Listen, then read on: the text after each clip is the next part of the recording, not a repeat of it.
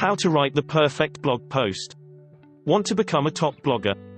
Then no surprise, you are going to need to learn how to blog. Essentially, this means you need to know how to write blog posts, which in turn are just like any other type of article but arguably a little more personal and less formal. But what does a great blog post look like? Let's find out. What is good writing? A good blog post is well written. But what does that mean? Well, good writing essentially means that you are efficiently conveying the message that you set out to convey. If you can tell people what you want to tell them in the fewest steps, then you have done well. Thus, a good starting point is to apply Occam's razor to your writing by removing superfluous words and filler. Get to the point quickly and the reader will extract value with less time and effort. But that doesn't mean there is no space for flowery language or a large vocabulary. In fact, a great vocabulary is what is going to allow you to convey more meaning in fewer words. One word can have the same meaning as several if you choose it well, and it can convey matters of tone and emotion in a subtle way. The best way to extend your vocabulary. Read more.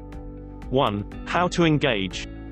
People are in a hurry these days and are used to getting what they want nearly instantly. That is to say that most people don't want to wait around in order to get to the point and will instead want to leave if they aren't instantly captivated. So how do you get your audience to take notice? How do you stop them from moving on? One answer is to engage them by choosing a narrative structure. I've heard storytelling be called SEO for the human brain, and the simple fact of the matter is that humans have evolved to enjoy listening to stories. We find stories naturally engaging and will always want to finish them once we read the start. So instead of talking about the merits of X technique, talk about how you used that technique or how your friend failed to use that technique and suffered as a result. This is inherently more interesting and more emotive, which also makes it more persuasive. 2. Length and presentation.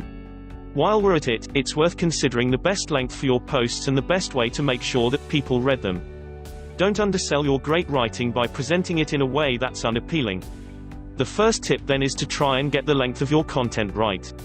Many experts suggest that long-form content currently does very well on Google, and this is certainly true.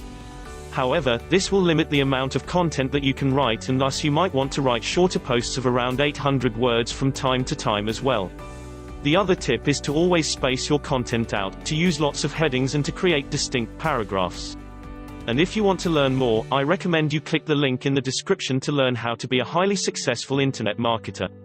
And if you like this video, please give it a thumbs up and subscribe and share it with your friends on Facebook and Twitter and Google+. Thank you for watching and see you next time.